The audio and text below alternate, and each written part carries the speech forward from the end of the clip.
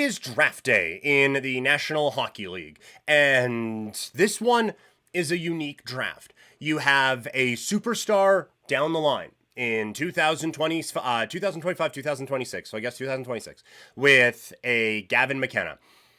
This year, there are foundation pieces of this draft. This doesn't feel like the go out and get a superstar. This is the, when you get a superstar, this piece is going to already help you have a foundation in place that you can just go, so you're not Chicago or something like that, right?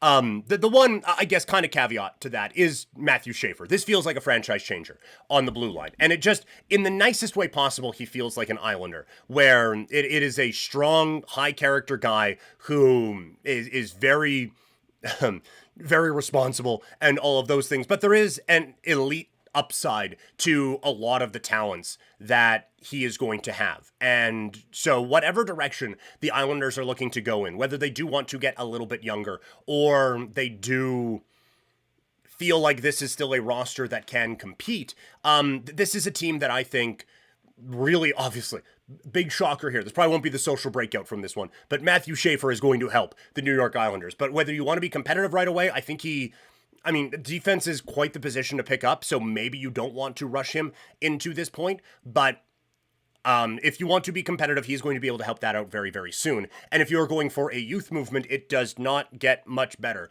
than solidifying things on your blue line with that kid. So great work by the Islanders to be able to get that pick. I imagine the Sharks do go next. There's been a lot of talk about trades in this draft, but I don't think the Sharks are at that point just yet. I think that this is still, this might be the last one or second last one, depending on how next draft goes, but they are still accumulating high-end talent. They just don't have a lot of NHL players on this roster, to be perfectly frank with you, but they do have a lot of high-end skill that you can get really excited about. So they are going to add that here. I think a lot of people are assuming that it'll be Misa going to the San Jose Sharks at 2.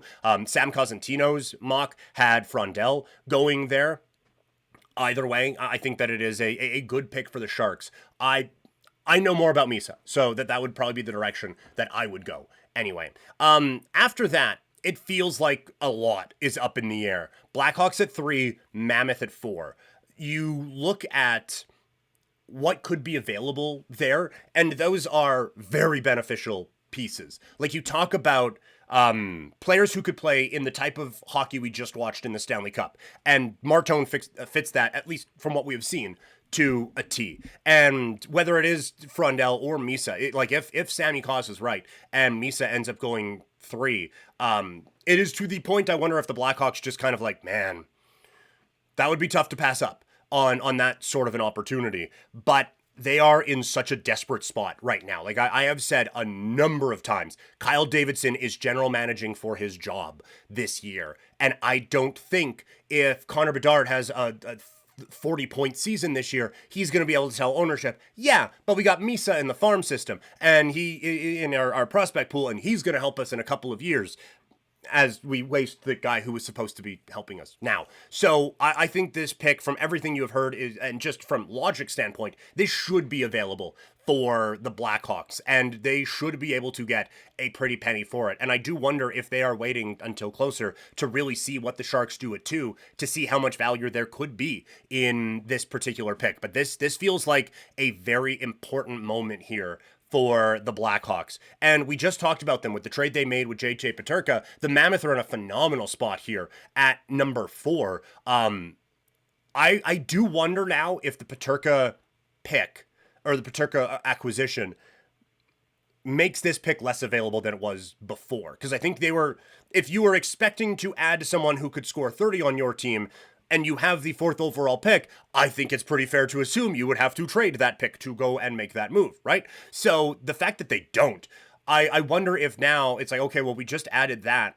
We have a ton of cap space. Free agency is what it is. But maybe we can go out and land another piece there and still add a Martone to our prospect pool. Boy, this feels like win-win-wins all around.